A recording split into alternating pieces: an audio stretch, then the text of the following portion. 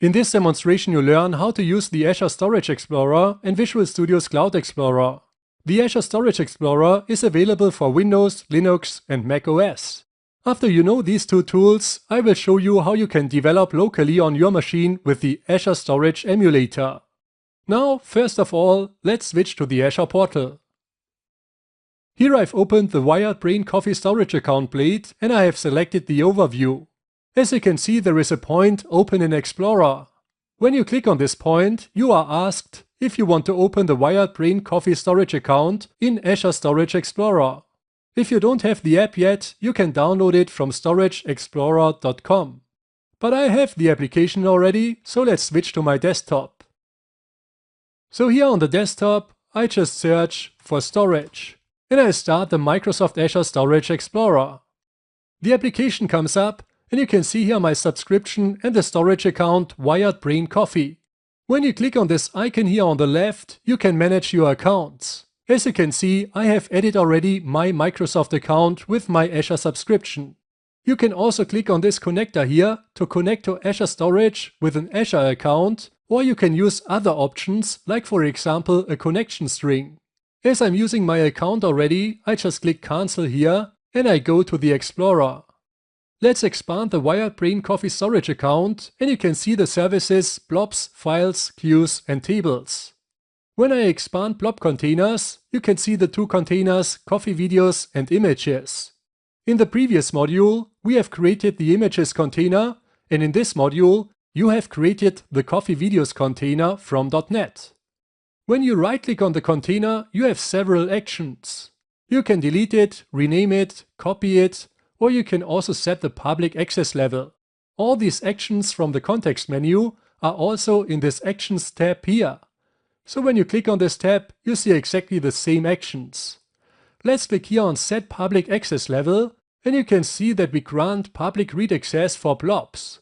You can select public read access for containers and blobs, or you can select no public access. Let's cancel this dialog to keep our setting. Now I click on the container here, and then the details open up on the right.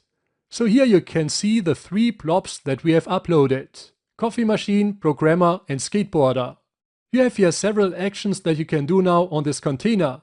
You can upload a blob, you can download a blob, you can copy the URL of a selected blob, and so on. Now one thing that I notice here is that the content type of our MP4 files is application/octet stream. But actually, we should set here the correct content type, which is video/MP4. You can do this in Azure Storage Explorer by right-clicking on a blob and selecting Properties from the context menu. Here are all the properties, and when I scroll down, you can see here the content type, which is application/octet stream. Let's change this to video/MP4. Now I click on More and I select here Refresh.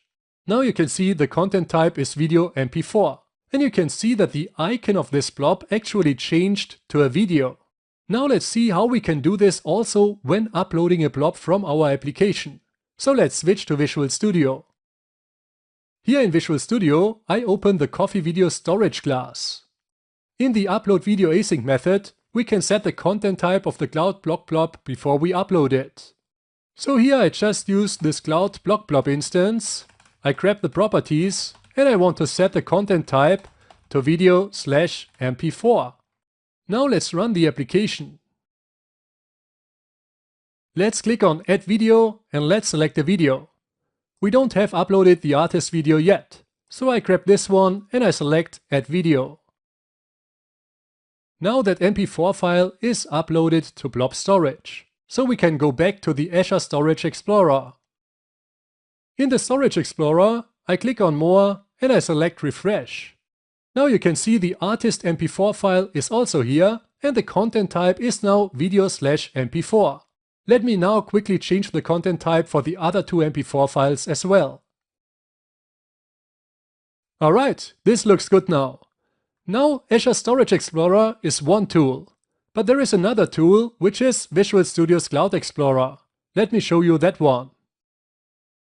In Visual Studio, you can go to the View menu and here you have the Cloud Explorer. If you don't see it, that means you don't have installed it. It's available as an option in the Visual Studio installation. Let's open the Cloud Explorer, and here you can also click on this little icon here to manage your accounts. As you can see, my subscription is already here, and I have here also the Wired Brain Coffee storage account. So I can expand that account, and I see the blob containers, and I see here coffee videos.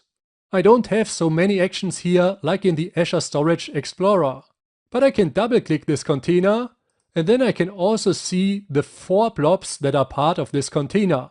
Here on the top you have also the possibility to delete a blob or to upload a blob from Visual Studio. What's also interesting, you can select for example the storage account here, and you can go to Properties. From these properties here, you can also grab the connection string that you need to access your storage account. So you see, you don't have to go to the Azure portal to get this connection string. Now the last thing I want to show you. Maybe you have noticed it. Here in the Cloud Explorer and also in the Azure Storage Explorer, there is a point Local. This is to access local accounts on your machine. Let me show you now how you can develop locally with the Azure Storage Emulator.